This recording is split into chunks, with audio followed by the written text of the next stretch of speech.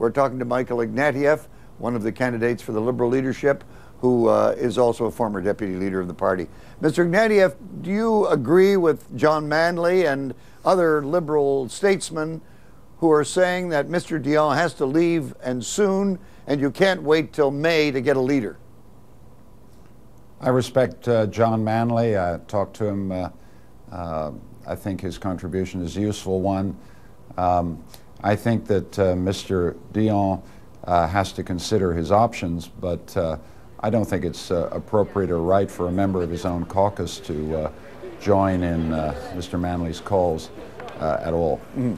But Mr. Dion has already said he's leaving in May, so the question is, should you push the leadership race up so that you have a leader in place before that vote at the end of January on the budget?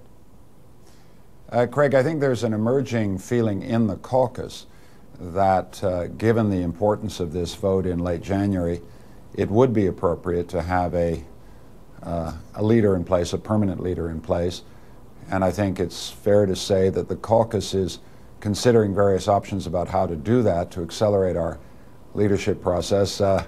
But you know, I'm in the race. I don't get to make the rules, so it's up to the caucus, it's up to the party, and I'll play with whatever rules on whatever timetable they give me. Mm-hmm. You, to some degree, seem to be distancing yourself from this coalition operation, the tie to the NDP and less tightly to the Bloc Québécois. How unhappy are you with this idea of leading the coalition into a vote against Harper and maybe into an election campaign?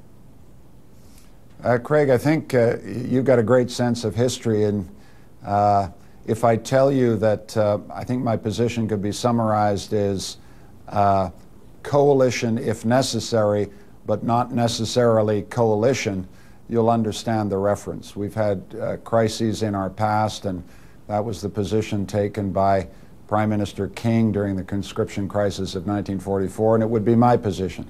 And let me spell out what it means. I think it's very important for Canadians to have the coalition option so that if Mr. Harper presents a budget which is not in the national interest, we can present to Canadians a coalition alternative to spare us a national election.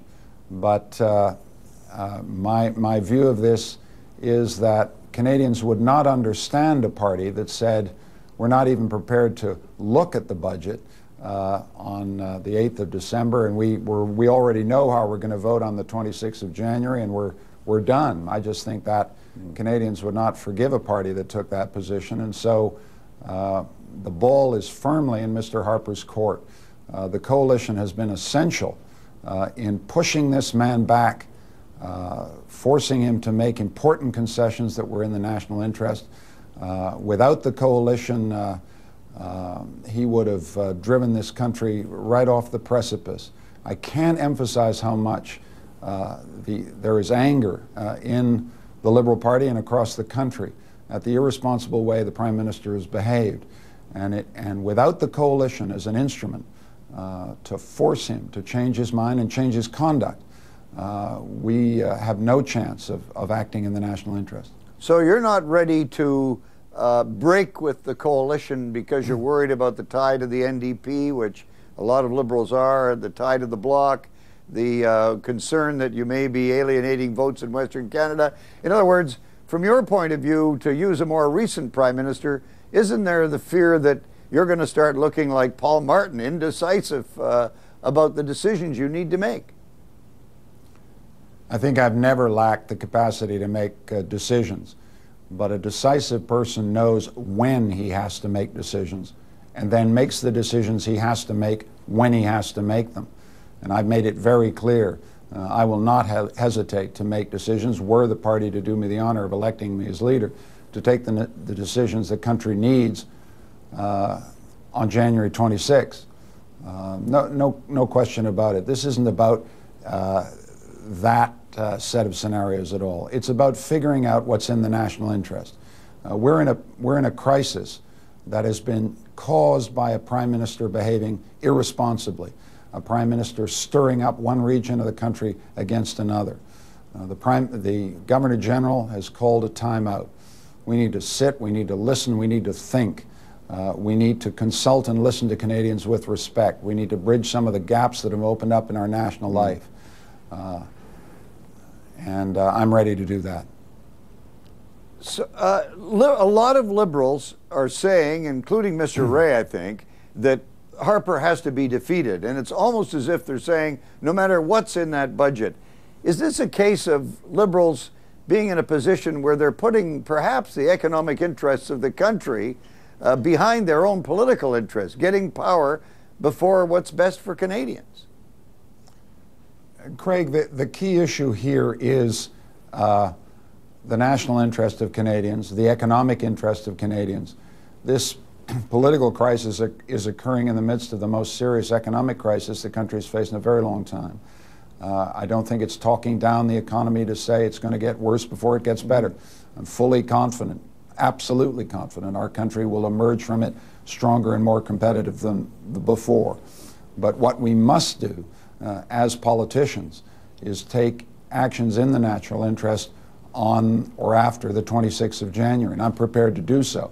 But I'm not prepared to close the door and shut my eyes on the 8th or 9th of December. I will take the decisions where I'd be given the honor to lead the party on the 26th when I've seen the budget. No Canadian could understand a political leader who would say, I don't want to even read the budget. We need to read the budget. But Mr. Harper has to understand here that if he fails to produce a budget in the national interest of Canada, he will go down. The three opposition parties are united, and I will not hesitate to vote that government down if they produce a budget that is like the Autumn Statement, which was a kind of a ridiculous joke, an insult to the intelligence of Canadians and an insult to the intelligence of Parliament. Mr. Ignatieff, it sounds like you're fighting the national cold, and I wish you well with that. Thank you. It's what happens when you do the Santa Claus parade in the Etobicoke Lakeshore when it's -10. It was a great experience, but I don't have much of a voice left. Thanks very much. Bye for now. Pleasure.